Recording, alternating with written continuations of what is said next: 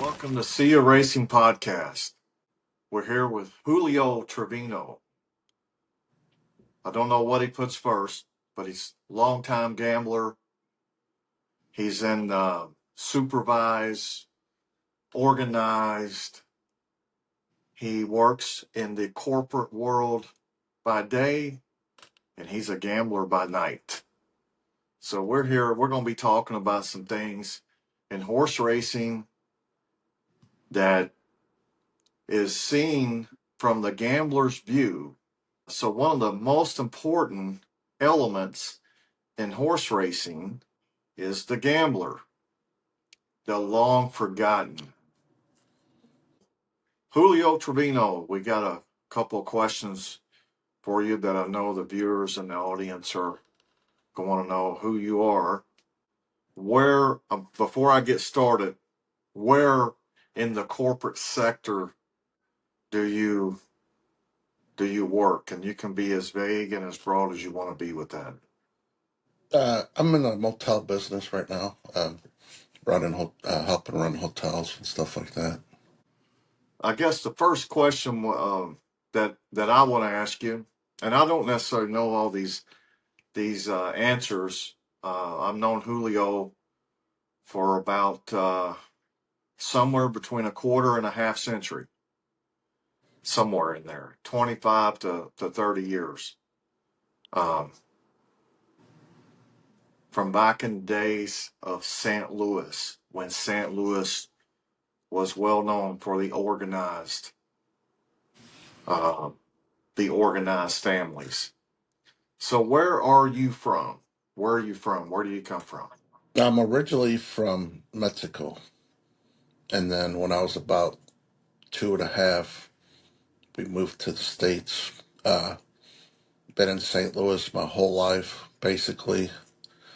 Had a little stunt running to Lexington for a couple months, and then I lived in Chicago for a couple months, just taking care of business. But my whole life I've been in St. Louis for over 40 years. 40 years.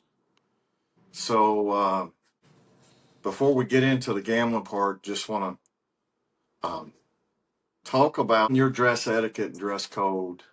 Tell us a little bit about where that come from with you and why is it a stickler? So my dad was always very drilling in our heads that the first impression is so important. Like when you meet somebody for the first time, the way you dress, the way you handle yourself means so much to people. You'll get more respect by the way you dress than any other thing because the first impression is so powerful. Like, people will paint the picture right away once they see you. If you come in, like if you walk in a three-piece suit, tailored, pressed, look apart, people will respect you. Now, if you walk in some baggy jeans or overalls, I mean, they're not gonna respect you. And I was drilled since I was a little kid because my dad always, he hung out with some people that were big in the underground world here in St. Louis. They, the one guy was the leader of the local union. He owned racehorses. And that's kind of how my dad started going to the racetrack, and he owned thoroughbreds because this just that was his preference. But my dad would go to. Then he started meeting other people, and one guy owned the trash business in St. Louis, and he had standardbreds. So my dad kind of followed with him there, and the reason I was always with my dad is I got two older brothers, and they're actually 11 months apart, but they were 7 years older than me. So they never wanted me to hang out with them when I was little, so I was hung out with my dad, and I was always with them, and he ran a couple nightclubs, and I would go with him, from one nightclub to another. Actually, a fun story here. My dad had a nightclub in East St. Louis for this guy. He ran it for this gentleman, and they actually brought Prince in. So Prince had a concert in St. Louis, and they brought him in to do three songs. Just a basic set, real quick. But they packed that place that night, and I thought it was pretty cool because I was backstage and I got to meet Prince and everything. He was there for over under maybe 20 minutes. He got there, got dressed, went on stage, did his three songs, uh, signed a couple autographs, took a couple pictures, and he got back in. And he actually got in a helicopter, and they flew him back to St. Louis.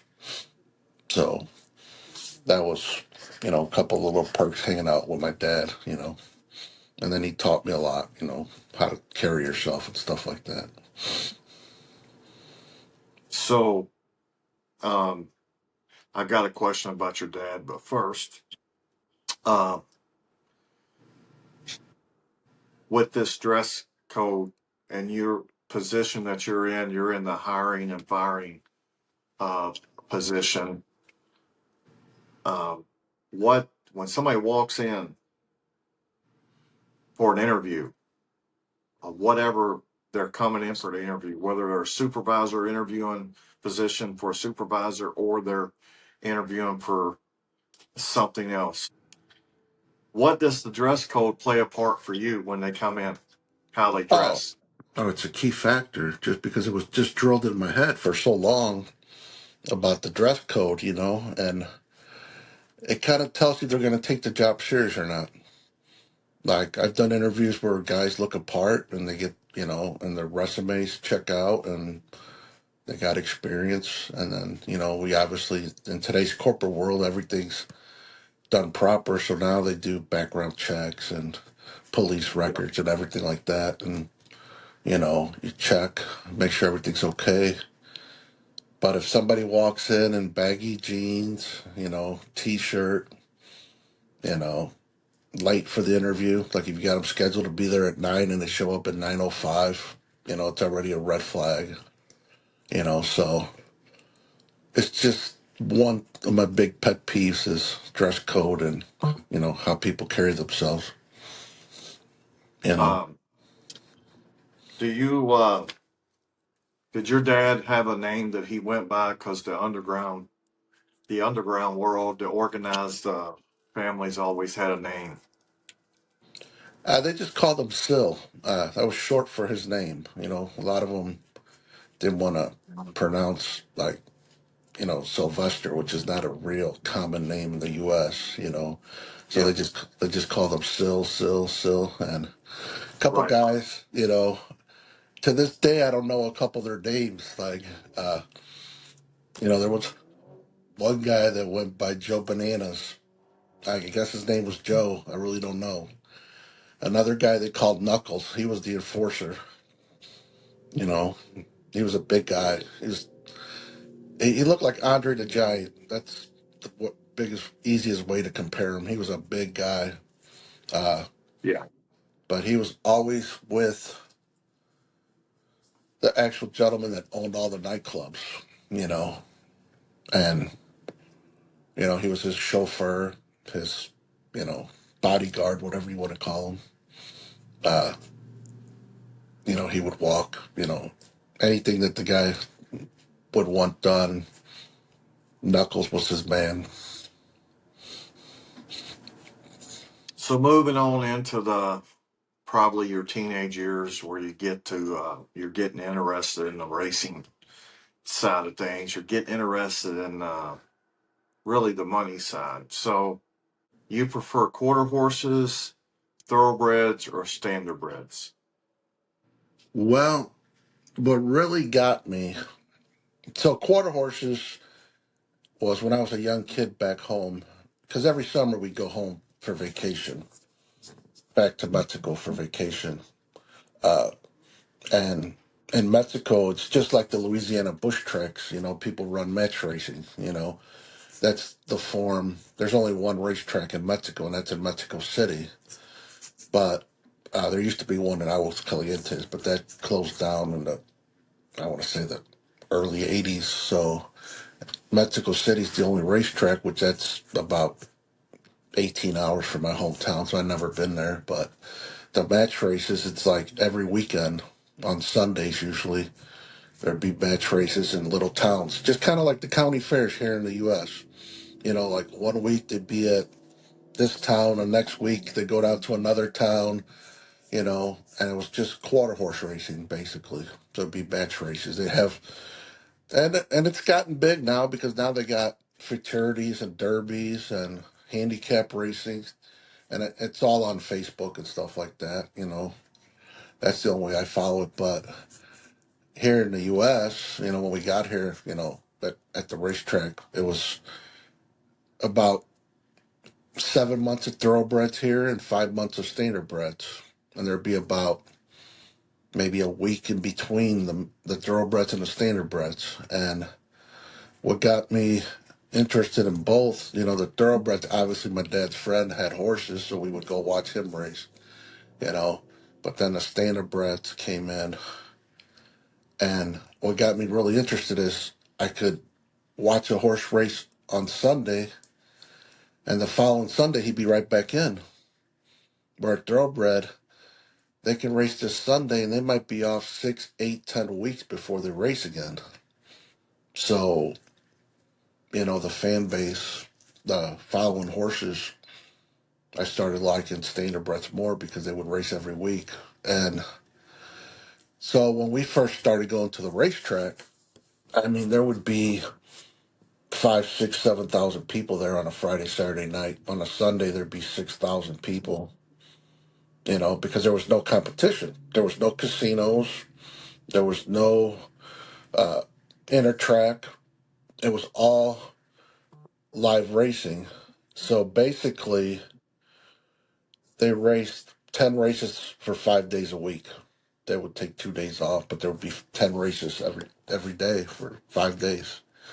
So this started happening at in your teenage year, in I as a was as a teenager. I started going with my dad when I was about 8 or 9, and then Yeah. When did you uh, start going along? when I was like 17, 17, you know, 18, right around there. Me and a buddy would go over, you know, and we, you know, go over and bet. You know, you could bet then. It's when they first put in the self-service machines. Yeah. So it used to be all live tellers. It used to be, I remember as a little kid, they would have a $2 line, a $5 line, a $25 line, a $50 line, and then a $100 line. So the big gambler would never get shut out because the $2 line would be backed up. You know, there'd be 15, 20 deep. That 50 to $100 line, there'd be like one person. So, and usually when somebody's betting $100, I mean, they might bet say 200, 300 in a race, so they're gonna make that quick bet, and then the next guy gets up. But the guys that are betting $2, they were, you know, lined up.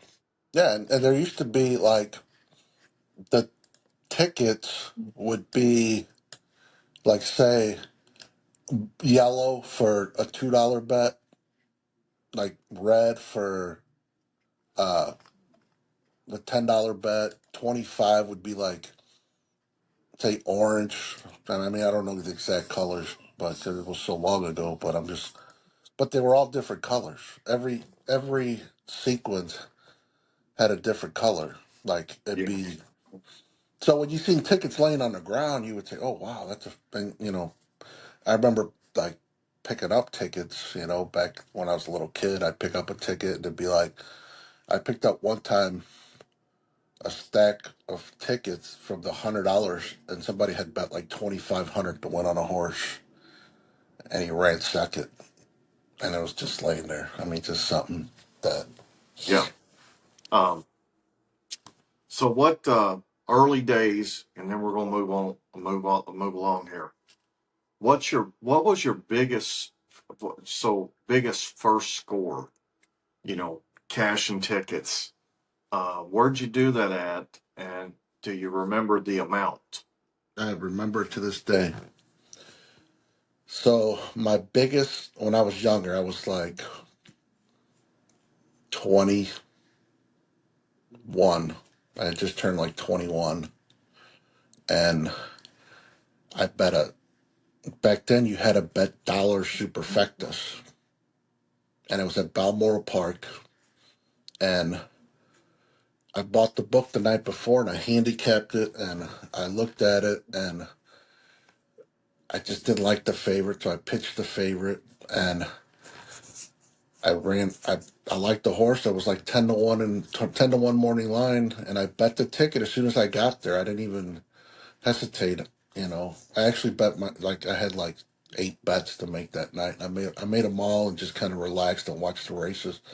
Well, it was the last race and the horse win, and he paid 52 to win, and I had the super, and there was 2 tickets in the superfecta. And the only reason I knew is it's right when the internet started kicking in, and I was asking people, how do you know how many tickets there was? And the guy goes, well, you just get on the website and look it up, and some tracks have it. Well, Balmoral had it, and there was 2 tickets.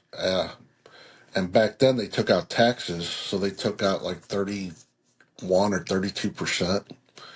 But I got back 8,300 cash for the dollar superfecta, and it was a 25 to 1 on top with like a 8 to 1 running second, and then a 15 to 1 and a 20 to 1 running fourth. And the favorite ran out, and I got back, that amount. And it was in April. I'll never forget. Like it was, and I really never knew about this, but at the end of the year, some guy told me, he's like, if you claim that on your taxes, you get all that money back. I was like, huh? He said, yeah, you get all that money back. So I ended up claiming it on my taxes, and showed the profit or loss margin, and I got some of it back. I didn't get it all back, but I got some of it back. Well, the money that they took out in taxes, you know, that So actually then, that actually helped claim one of uh, a horse I claimed in Fairmount Park. That money there. yeah, so um, at that point in time, you become a professional gambler. Uh, If at you're the time, filing tax, if you're filing taxes, you're a professional at it. well, then I guess I'm a professional. Yeah. Yeah, Well, but tell us about the first horse you claimed. We want to hear about this. I actually bought one first, and cheap older horse. Didn't give much for him. Uh, Had to fix him up. He was a little bit lame when I got him. Gave him some time off, got him back, got him to the races. Well, I was driving back and forth to the racetrack, and I was like, well, I'm not going to do this for one horse. So I ended up claiming a horse off the king of Fairmount Park, Roy Saul. I claimed a horse named Sir Richard Eric, for, uh, and ended up winning a couple races with him.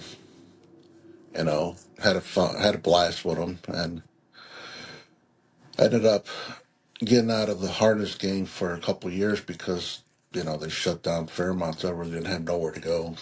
So I was like, I can't travel with 2 cheap horses. Yeah. So I ended up selling both of them. When you claimed that horse off the king of Fairmont Park, It- what gave you the testosterone to go ahead and just claim the horse? What made you decide to claim that horse off of the king of the track? the horse actually showed pacing the last quarter in 26 and a piece at Sportsman's Park on his line, and I was like, well, he can't be too lame if he can pace a quarter in 26 and a piece.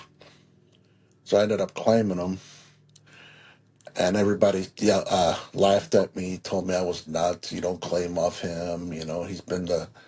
He's the king. He's been the king here for 10 years or whatever, however long it was. And I was like, well, being cocky, I said, well, I've lost more at a crap game, so I don't really care.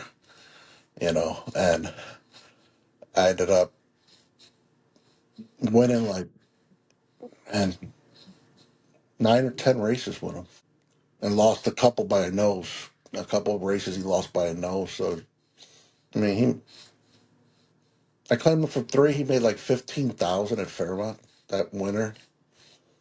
Racing from October till beginning of March. We raced like to the middle of March, I think, the latest at that time.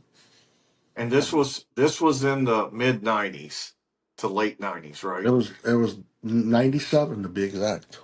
So we're talking 30 years ago. Yes, 30 years ago.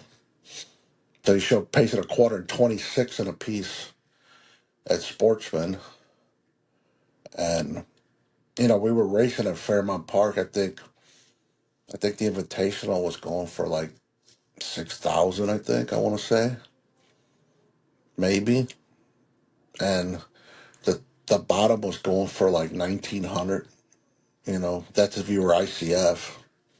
Uh, the the straight threes were going for like 1,500. So he ended up racing. I mean, he made it all the way from a three to an eight claimer, and you know, Yeah. but he was an older horse. I mean, he was basically on three legs. If you want to, but he was a good horse. He tried, and I got lucky that winter. I had two horses, and they both tried. So that's the key. You know. So anyway, you got at some point the the Fairmont Park closed, and you still dabbled with ownership and playing around. Even drove some, and you can talk about that in a minute. But you got serious with gambling. You stepped up the gambler game, or you never really shied away from that. You continued gambling even when you owned a horse. Not that you ever uh, broke any laws or anything, but uh, as time went on, you got into the corporate world, but you still stayed involved in horse racing, ownership, and gambling. So you're a very professional gambler. Um, just a quick question from left field.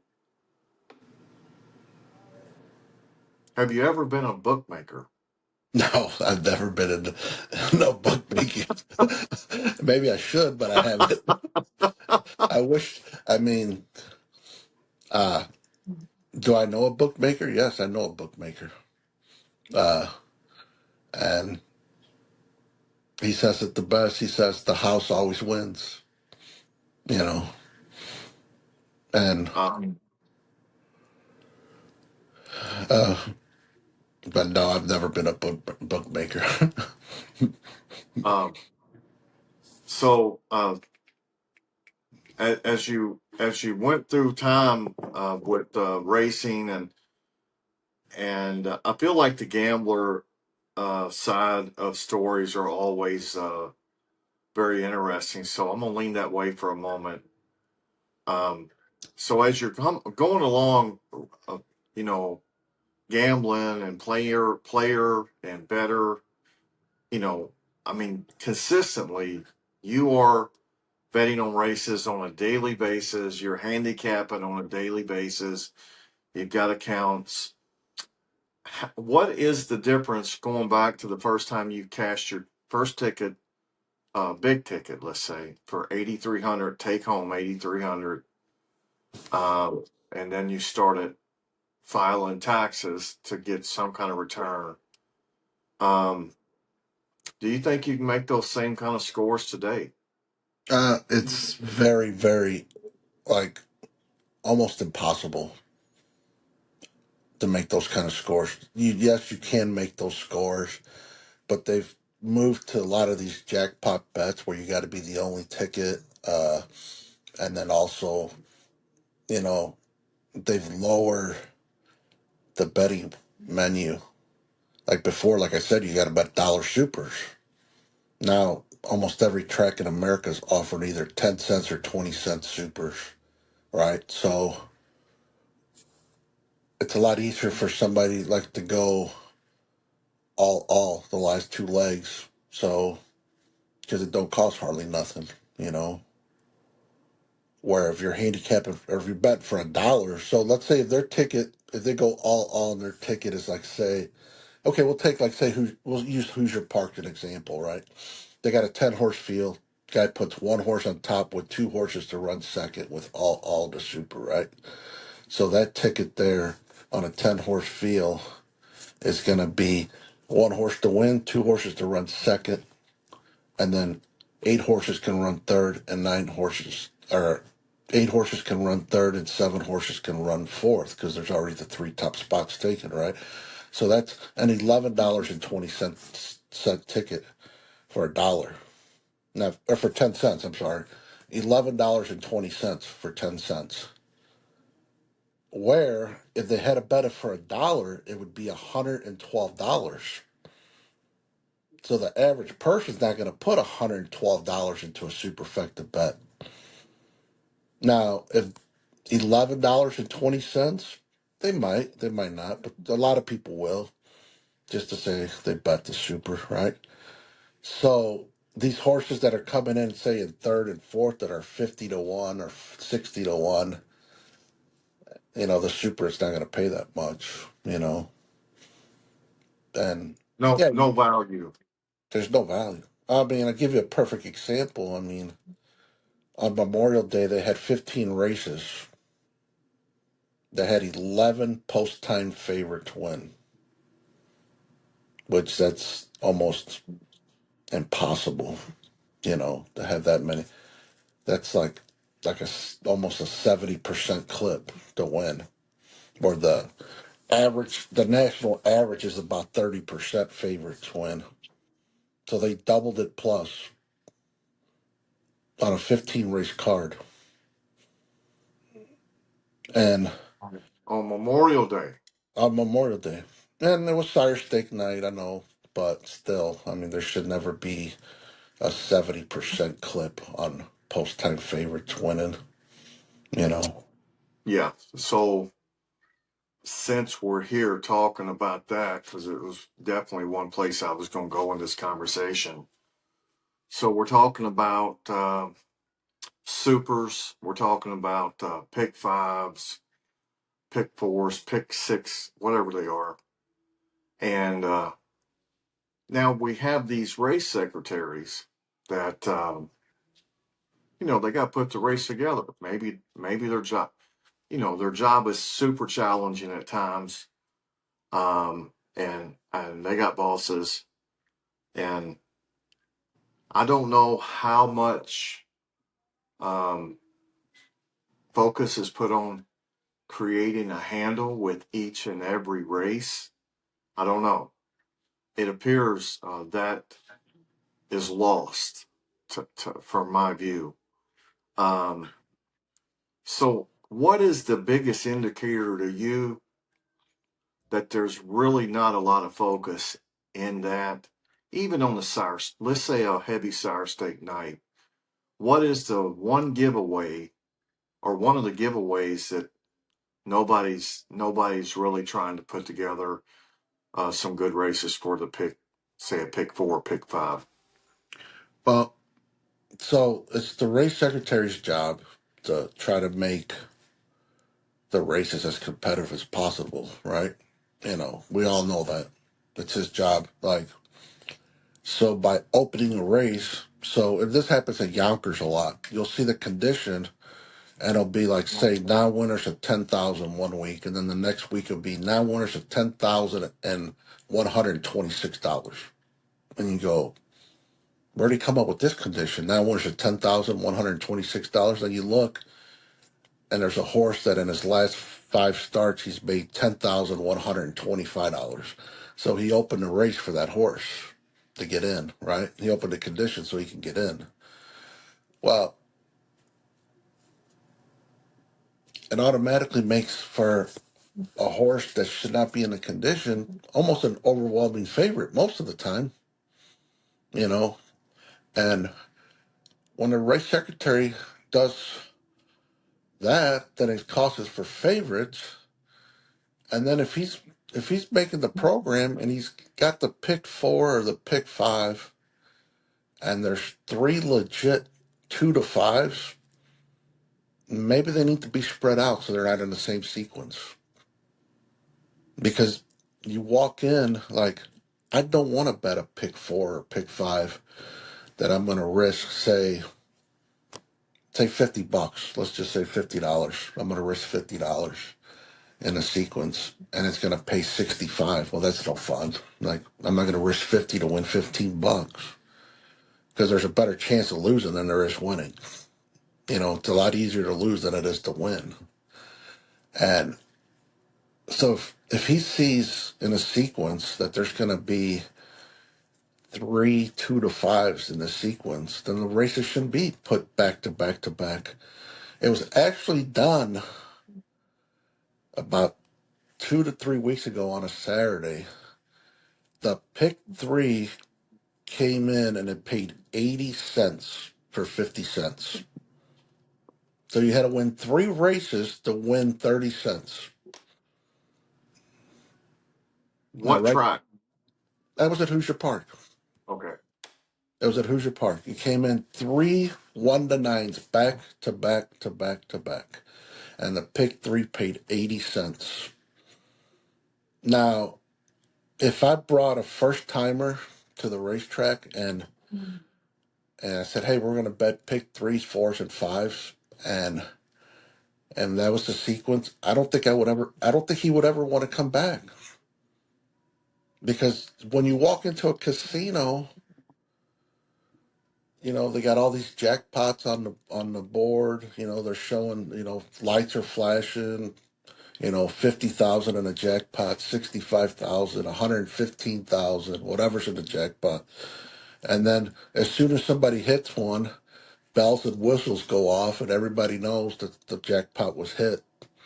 You know, so if I would have brought somebody to the racetrack that night and a pick three paid 80 cents, do you think he would come back? Not for that. Would you come But oh, back? oh, you better hope that steak is good. Better hope That's the food is good. and this is on a consistent basis. Like, you can go back and look at, they got more pick fours and fives that pay under $20 than any track in America, I believe. Between them and Oak Grove, their payouts are just so. I don't really like. I'll look at the book just to see, because I know people that race there. That used to race here at Fairmont, so I look to see what they got in and stuff like that, and I'll look at it for, like, say 10 minutes, and I'll say, well, this ain't gonna pay nothing, and then I just don't even bet it.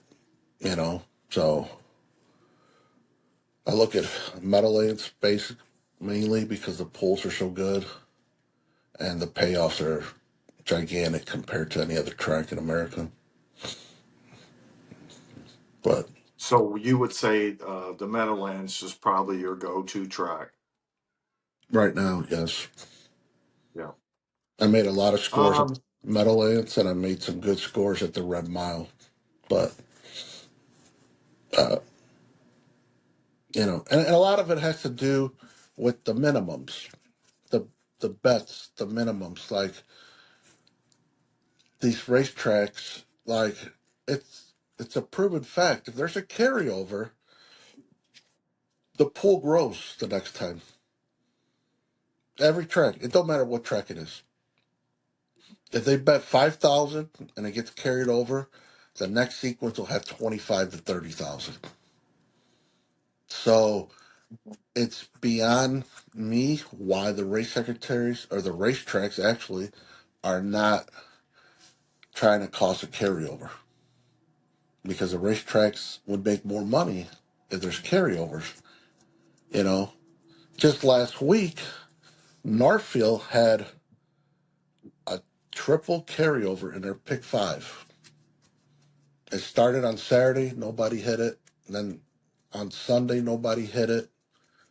And then on Monday, nobody, or Tuesday, nobody hit it on Tuesday. So on Thursday, the pool reached an all-time high, 330,000 for a pick five at Northfield. The reason is a dollar bet.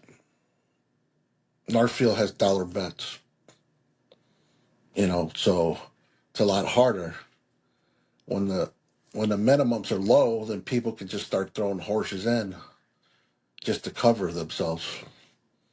But when it's a dollar bet, that ticket doubles, triples, quadruples. So people are like, well, we can't use these horses now. So it turns into a handicapping game, not a lottery, as they would say. Couple other questions referring to this same area. Um, I'm going to ask you both, and then you can answer them. So, it just seems like the accountability that you have at your job, you're held accountable, which means you hold others accountable. So, in horse racing, because you see all this um, putting together the race that is actually, it seems like the handle is the furthest thing from the mind of even the race secretary. Now, maybe the buck don't stop at him. Maybe it's the GM. Maybe it's his boss. Who knows? But where or when should accountability should play a factor with them? That's question one. So the race secretary, I mean, the racetrack should be fighting. Like if I owned the racetrack, I would tell my mutual manager, my race secretaries, like why are the minimums so low? Like why are they so low? You want to cost a carryover. You cost a carryover the next time the handle goes up. You know, you're so if you make the races tough to hit, the carryovers will come in. And Northfield is probably the king of the carryovers. They have the most carryovers because they have the dollar base where you can't hit. Those pick five, they run 220 to ones with only 5,000 in the pool or 7,000, whatever it is. It's going to get carried over. And then, I mean, it got carried over 3 nights in a row in Northfield. So that tells you, what the power of the dollar is instead of the 50 cents or 20-cent bets that some of these tracks have. Northfield has always been a probably one of the few tracks that when you look at it, they are focused on handle. If Northfield was a mile racetrack and not a half-mile racetrack, all my action would move over to Northfield. But I just don't bet half-mile racetracks that often. I watch them. Do I watch them? Yeah, because nowadays, horses come in from everywhere. Like there used to be, in the late 90s, early 2000s, there were circuits, right? Like, the guys from Kentucky, would stay in Kentucky. The guys in Illinois would stay in Illinois. A couple guys would come up. But now it's like you pick up a program, especially out east, and there's horses coming from 5, 6, 7 different racetracks. So you got to keep up with them to know to try to gauge these horses to see where they fit or where they don't fit. You know, but if Northfield was a mile racetrack, that's where all my action would be because of the way they run it. But I don't bet Northfield that often because it's turned into a speed bias racetrack, and basically two guys are winning all the races. And if you beat them, that's great, but they're winning like 75% of the races, between two guys. And so it's like, even though if you catch one of them at a price, people are using them because they're so used to him winning all the time, you Yeah. know? So it's like killing the actions. But back to the race secretary, it's like, it's his job to make sure that these races are competitive.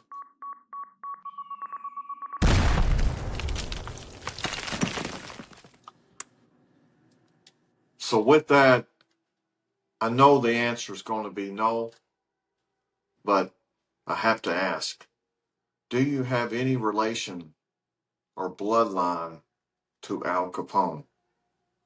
I would think not, but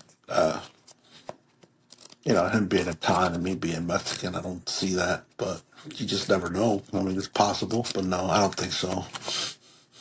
Now, there's another good friend of yours.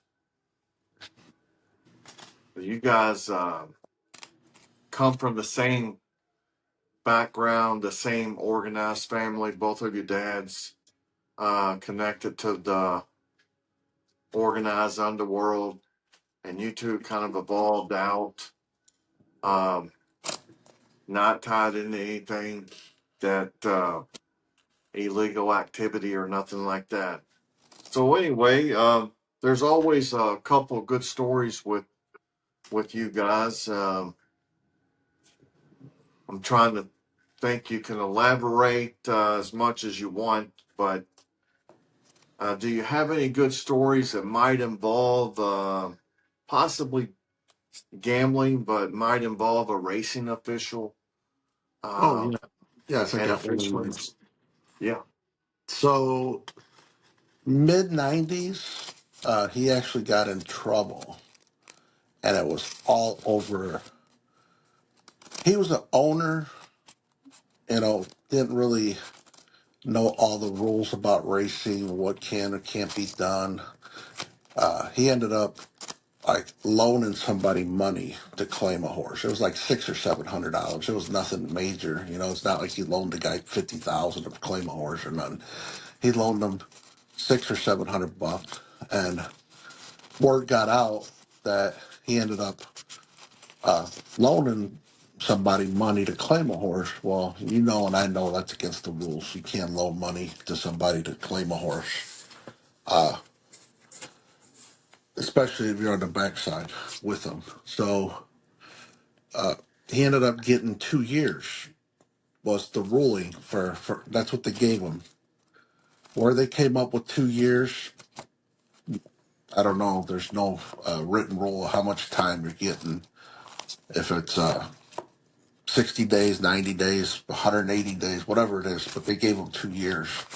So the season was almost over. I think this happened, I want to say middle of February, and the season was over in March. So he really didn't care. He's like, I'll take the time and forget about it, right? He had about, I want to say at that time, he had about 6 or 7 horses, and he ended up selling them all, got out of the game, did his 2 years, went back after his 2 years because back in the early 90s, it was still where, it's not like it is now when everybody's got cell phones and, iPads and all this with them. Back then, it was all just, basically a very few handed people would have actual desktops. So anytime somebody would get ruled off, they would put their picture at the entrance. So not that he wanted to get back in the horse business, but he wanted to come back to the racetrack, the camaraderie with all the friends and everything, gamble and stuff like that, right? So he ended up going to the backside to the judge's office to try to get all this straightened out to get reinstated just so he could come back to the races. So the 2 years are up. He goes back, and when he shows up, the judge, being as cocky as most of them are, said, "No, we're going to give you 2 more years." And he kind of, tried to plead with him and say, "Hey, I mean, I already did my time. I didn't break whatever you told me to do. I did. I stayed away. I didn't try to come in. Nothing. Uh, that's not fair." And they said, "Well, we're going to give you 2 years, 2 more years." So he ended up bringing the family lawyer the very next day. So he walked into the race office. When he walked in, the judge said, "Hey, I told you yesterday that we're giving you 2 more years. He goes, well, here, I want you to meet somebody. And he showed him the family lawyer. Well, as soon as he walked in, the judge tried to get smart with his lawyer. Well, he wasn't dealing with just an average lawyer. This is a top-notch lawyer. And he said, listen, I'm going to subpoena all your records for everybody that did the same offense that my client has done for the last 7 or 8 years. And we're going to go ahead and take this to the next level. So they ended up, the three judges ended up huddling, going into a different room. They huddled, they came back out, and they said, we have decided we're going to give you your license back. So that's a really good story. you know Now, you and I both know there's a little more to that discussion with that attorney to that judge. yeah, Um, I'm trying to that keep it PG here so everybody can yeah, watch it. that um, I like to tell people in the situations like that, what generally has happened is number one, it's a really good attorney.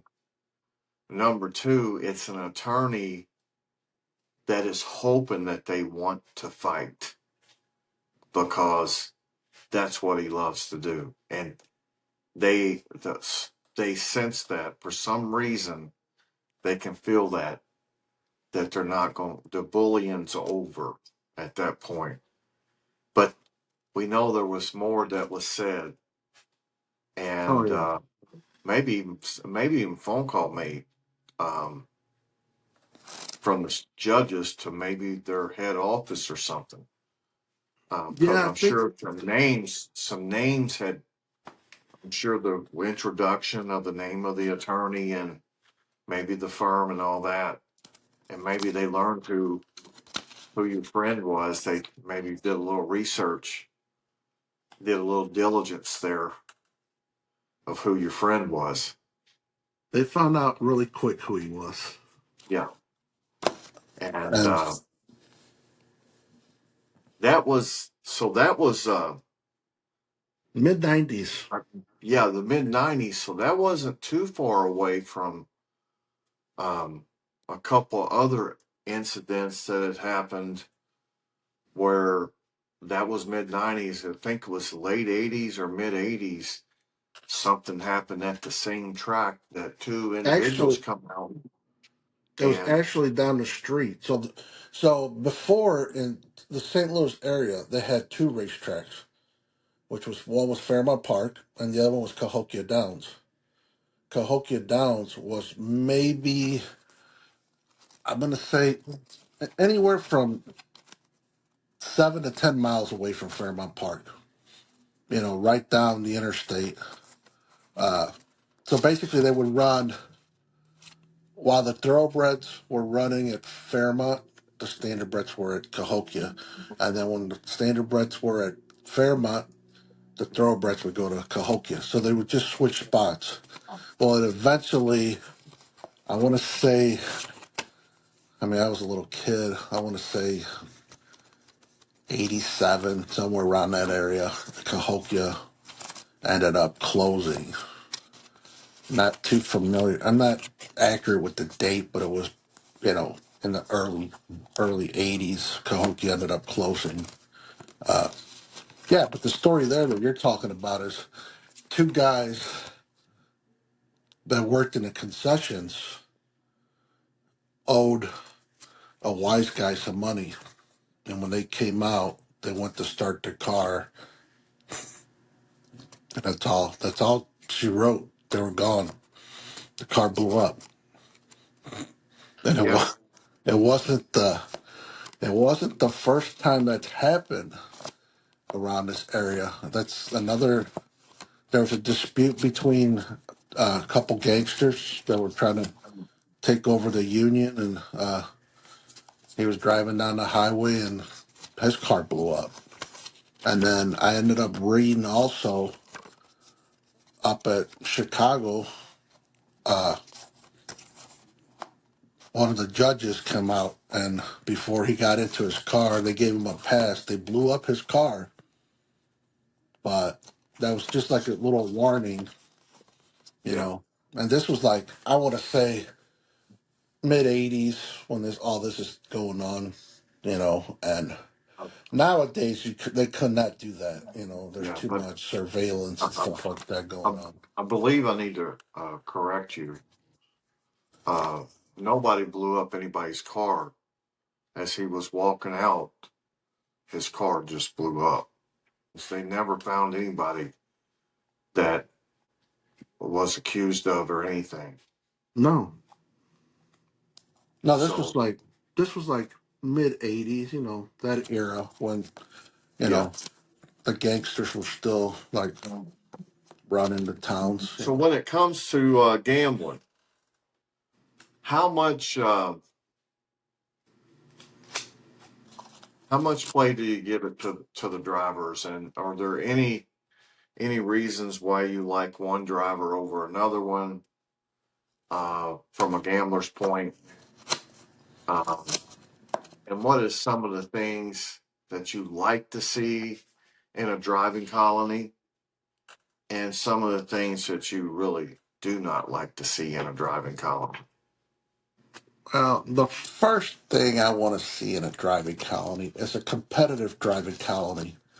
So when I first started, like really getting into handicap and harness racing the way I did, and they started simulcasting. So when they first started simulcasting at my home track, it was either you bet the home races, which was the 10 race card that day, and then they were simulcasting from just the state, which was Illinois, right? So you would get like the races from either Balmoral, Maywood, Hawthorne, or Sportsman, wherever they were racing at the time. And that colony was very deep. It was a good colony. I mean, you had probably two of probably what I rate top five drivers ever driving there at the time. You know, you had Dave McGee, Tony Morgan, and then the other guys were just as good. I mean, you had the Hitman, Dale Heitman, when he was at his prime. He was great. Daryl Bussey, Walter Paisley, Ronnie Boom Boom Marsh. Uh, you know, the colony was, you know, then you got Brent Holland came in town. You know, then Ledford showed up. Oosting, Double O, came in. Joe Anderson was there. So the colony was always, I mean, it was rated number two in the country over the, you know, they were just behind the guys that were driving at the Meadowlands, which was John Campbell, Mike LaChance, Ronnie Pierce, Payson Parker, Jimmy Morrill, Brennan, you know, the list kept going. I mean, these are all top drivers. Now you look at a program and there's one or two good drivers, and then the rest are mediocre drivers, you know. And the colonies are, there's one guy that's being the leading driver by 100 wins. You know, it was never like that. You know, it was always a race, which would make it to more competitive racing. So you could bet 10, 12 to 1 shot that had a legit chance. You know, now it's like if they're 10, 15, 20 to 1, it's like they should be 50 or 60 to 1 in all reality because the Yeah. polls have gone down so much. I have a win pitcher. My first win pitcher I got in on standard bred. I was 14 years old. Horse's name was Sameness. He won the Invitational, and my dad's buddy owned him. Uh, but there was 65,000 in the win pool, and this was the '80s, late '80s. There were 65,000 in the win pool at Fairmont. I don't think that's happened in 30 years here. You know, having that kind of money in the win pool. Uh, Yeah. you know, the drivers. I mean, the young drivers. There's some talent, but not a lot. I mean, there's a couple guys that are okay, but there's not many that impress me right now. You know, that are out there. Uh, the older guys. I mean, they're basically all at Yonkers now. They're all the best drivers are at Yonkers now, and I don't bet half mile racing. So, and then when they do come to the Meadowlands, they take all the wins. That's all. I mean, Yeah. What's the one thing you dislike about driving today that you didn't really see, didn't really factor in back in the day of the superhero day? oh, there was strategy back in the day. I mean, there was some strategy involved. Now it's just point them forward and see how fast and far they can go. And, Yeah. and then, I mean, the other thing too that really, you know, discourages is like you look at some of these uh, trainers, right? And they're betting 45% on the win. And I'm not talking about, I mean, you see that on a guy that has like 22 starts. Okay, so he's got a horse that reeled off 5 or 6 in a row. That's, he's going to be batting 45%. But when a guy has 150, 200 starts and he's batting 45% on the win, is that a red flag? You think everything's on the up and up, or you think he's got an advantage, you know? And it just, it's almost amazing when you look at the board. It's like everybody knows when this guy that has the advantage can't lose, and they know when he's going to lose. Yeah. So it's, unless you got like what people call the inside information, right? But that's one thing I don't like about it, But nobody does nothing about it, and it seems like every track's got one person that's on the has a big advantage. Yeah.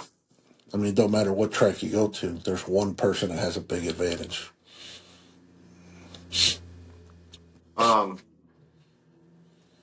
so another thing I wanted to ask, I've lost my tracking system here. As long as you have been gambling, which is ever how far that goes back to 1990 or so, have you ever received anything from any racetrack inviting you to the track, cordially inviting you to some kind of treat or some kind of retreat or? So I got two stories for that. Okay, the first story, I've been going to the racetrack by myself, because I used to go with my dad, right? But by myself since like early '90s, right?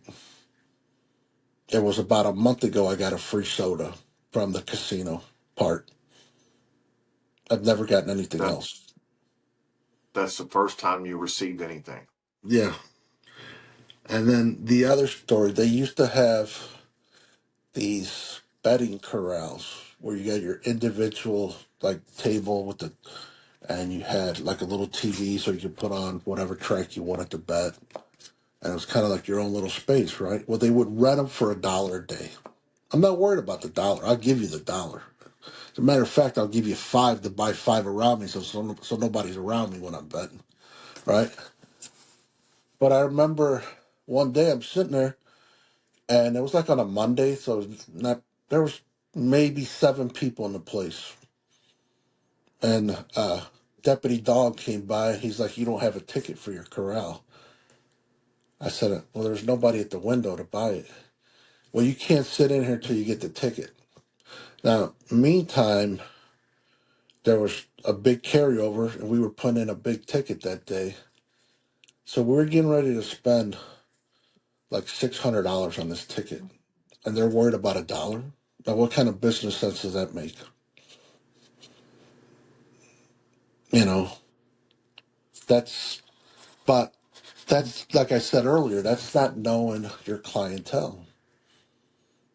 Like Yeah. So if you're a big gambler, I'm not saying I'm a big gambler by no means, right? I mean, I gamble enough, but I'm not a big gambler. I mean, there's people that bet a lot more, but you got to know your clientele. If it's a regular and everybody knows that he is betting his money, leave him alone. You know, you're the reason why half of them have their jobs. Because without the gambler, guess what? There would be no racetrack. With no racetrack, there would be no harness racing. You know, people how? don't Yeah. understand how important a gambler really is.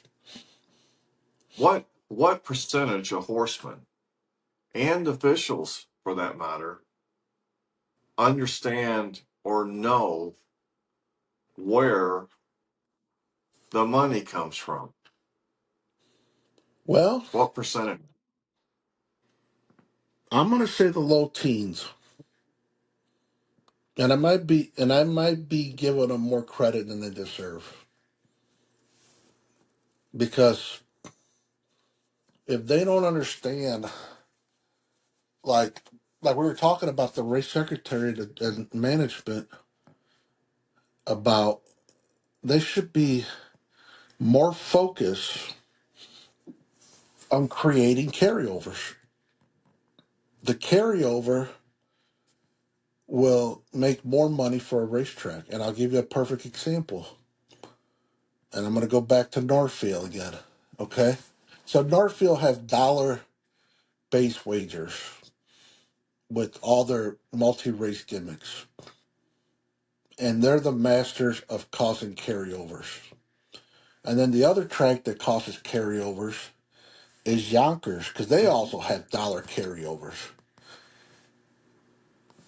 Uh, and I'm talking about a consistent basis. I'm not talking about like every blue moon. I'm talking about at least once, twice a week they got a carryover. Okay, so Northfield. We'll go to Northfield. Okay, Northfield their pick five usually has anywhere from 5 to 7,000 when it's a brand new start to the gimmick where somebody hit it the racing day before, right? So the next day they start with like 5 or 7,000 in the pool. Okay. Yeah. So the race secretary and the management should be working on figuring a way to make a carryover. You know, that's how they make their money. I You don't would understand. think. I don't understand why they're not. So saying that, like, you look at Hoosier Park. I'll use them as an example. They had a pick three that paid 80 cents a couple weeks ago for a 50 cent bet. So three winners back to back to back were 1 to 9, and it paid 80 cents. I mean, I'm not betting that. Not Yeah. wasting my time betting that. Everything revolves around the gambler. And one might say, no, we get the money from the casino. Well, guess where the casino gets the money from? The gambler. Yeah, everything's about The the end. gambler's it. Well, You you got know? to look at it this way. If it wasn't for the gambler, do you think that somebody would just build these buildings to have? You know, the only reason they're building these casinos is because they're anticipating gamblers to show up. Yeah. You know, they're not building a casino because they want a nice building. I mean, Atlantic City, as a prime example, it was booming, and now nobody goes to Atlantic City. They'll probably bulldoze it here in a couple years because they're not just going to have a Yeah. building sitting there. Any more St. Louis stories that involve jockeys or drivers and mob There used and to mob? be there used to be a jockey here that he ended up going to Chicago, and he made the front cover of the Daily Racing Form that he was missing. and they wouldn't say why he was missing, but they reported him missing, and we ended up seeing him at a local bar one night, and he didn't get to too much detail, but he was hiding out. So, and that was the era when there was still funny stuff going on at the racetracks where people said there was race fixing and stuff like that. So, when a car would go boom. pretty much. Before we get off here, any one thing that you would do or change at a racetrack? The one thing that you would implement or change altogether that you feel like could turn a racetrack around? Well, the first thing they need to do is, like I said, they need to know their clientele. Once they get to know their clientele and treat everybody, whether they're VIP or not, like any other business, they know they're VIPs. Like they know who's spending money and who's not, right? But they still treat the person that's not spending money the way they treat the VIP because you just never know where your next VIP's coming from, right? I don't think the racetracks know who's their VIPs and who's not, you know. And then if you walk into a casino, you see all these lights and jackpot signs up. Oh, this slot's, there's jackpots 118,000. This slot, the jackpot's 60,000. They put pictures of people that win jackpots, showing them, so people walk in and they see, oh, this guy won 50,000. Oh, this guy won 30,000. This one won 15,000. Whatever they won, right? And the only way it's ever going to come to that at a racetrack is if they raise the minimum wagers. With there being 20-cent supers and 10-cent supers and 20-cent pick fives and 50-cent pick fives, I mean, it's impossible for a pick five to pay, 30,000. Well, first of all, there's not 30,000 in a pool, but unless you cost the carryover. The carryovers is how, you know, you're going to generate that because you're not going to get new fan base.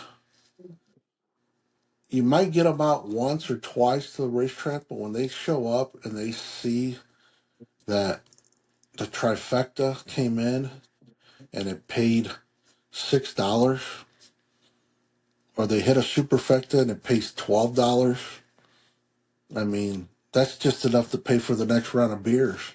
It's not even. Yeah, It's not even there's there's no glory in that.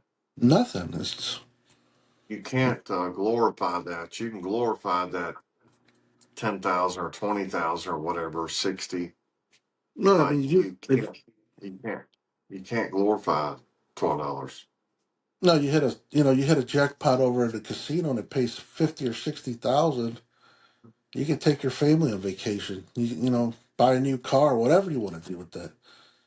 Right now at the racetrack, I mean, very rare that you can make those scores. I mean, Yeah, there is scores like that. I mean, don't get me wrong, but they're far and few between. yeah. You know, so they got to raise in my opinion, they have to raise the The minimums, minimums. make it harder to hit. And it's harder to hit, then, well, like I said, cost the carryover. So next time the chances get even harder, and you win more money. And a lot of these places that are being run by casinos, so what they're actually doing is they're letting the people play the horses for 3 or 4 hours. The average person comes to the track, say with $100, right? They sit there and they play the horses all day, and they lose $30, and they got 60 or $70 left, whatever they got left. And they walk over to the casino and they put in a slot machine, they get it all, you know. That's what the casino wants, you know. They want people to come over. This actually happened at Oak Grove last week.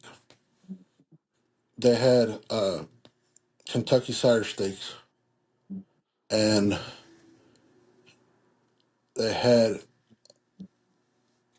wagering was open. Somebody made a big bet to show on a horse, like 17 or 18,000. And with 40 seconds on the countdown clock, they got on there and they said, we're going to cancel show wagering because it's going to cost a minus pull. Now, I've heard of when the announcer comes on like an hour before post and he says, here's the changes for today. And all of a sudden they'll say, in race 9, there will be no show wagering now. Which that's fine and dandy. That's at or at 7 o'clock, whatever time post time is, an hour before post. But I've never heard of them with like 45 seconds before the race starts that they cancel wagering because there's going to be a minus pool. That should have been brought up way, way before, because it's on social media now. People, one guy was all upset about it because of course the horse wins and he feels like he got Yeah. cheated out of money, which he did. Yeah. Yeah. And so that's part of the race secretary's job. If he sees that there's a horse that could pace 4 seconds better than the field or trot 4 seconds better than the field, then maybe that horse should have been barred from wagering, you know Yeah. but Somebody missed it. no, they missed it big time. Yeah. And but for them to cancel the bet 40 seconds before the race goes off, that's kind of like, I don't know. I mean, I'd be upset too if I was the one taking that kind of, you know, loss. I'm going to ask you this questions and then we're going to sign off of it. What is your favorite sitcom? Oh, that's an easy one. Sanford Son. What's the favorite actor on that sitcom? Fred G. Sanford. Now, because of where they rank the gambler, how do you like to reference racetrack management? Just like Fred G. would say, you big dummies. Hey, until next time, we'll see you racing. Have a good night.